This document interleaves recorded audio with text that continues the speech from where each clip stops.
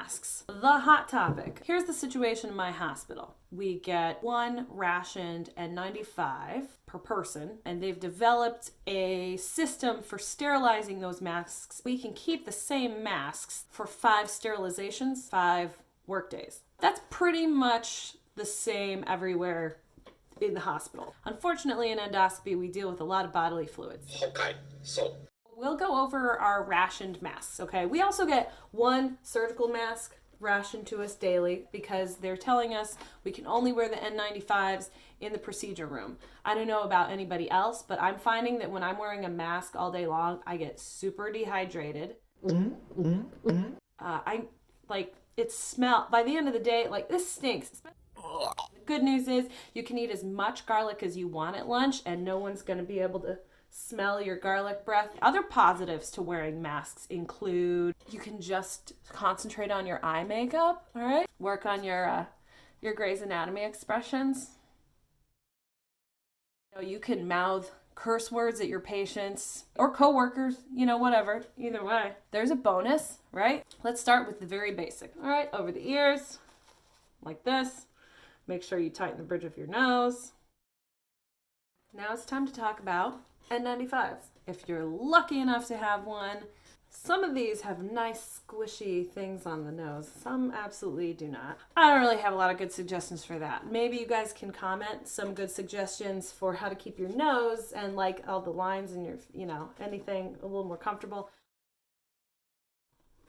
But I do want to share with you this really cool trick I saw somebody else do online. I'm going to do it too. I'm copying them. Normal N95 wear. This is for taking on and off your mask. So, you take your Tupperware. Now, I think for these purposes, probably a more rectangular version might work better, but this works fine. My mask at work is smaller than this, so it fits a little better, but take your Tupperware, put it on your face, then you pull it off your face. Voila! You have not touched the dirty side of your mask. You can actually then put the lid on it and put this like right in your locker. Who decided we would keep masks in paper lunch bags? That's whatever. You go to put it back on, right? You take the lid off. You put this on your face. I would start with the bottom one. Essentially, you're not touching the dirty side at all. All right, let's go to homemade masks. Your simple homemade mask. This is made by my neighbor's mom. It's got elastic. It's got a pocket inside that you can put a filter material. Now this is kind of small, so I would suggest cutting up squares of the vacuum bags. That material actually works great as a filter. This one has a bendable nose piece feature. She actually put paper clips. You could actually mold this to your nose. This goes around the ears, or you could put them around your hair. So these are great for kind of like out and about. So that's your basic homemade mask. The other thing that I've seen people doing is layering. So they're layering their simple homemade masks with the surgical masks. Now, the idea here is to prolong the life of your surgical mask. So like a homemade mask that you can take home and disinfect. So you could do this and this. Look, layers. Okay? Fabulous. If you're going to wear it for any amount of time, I would have actually multiples of them. You can kind of switch out because once these get a little moist, people don't like that word. It actually becomes a vehicle of transmission. Viruses, they're way smaller than bacteria, so they can easily travel through, especially if it's wet. Then it's just like, that's a visual right there.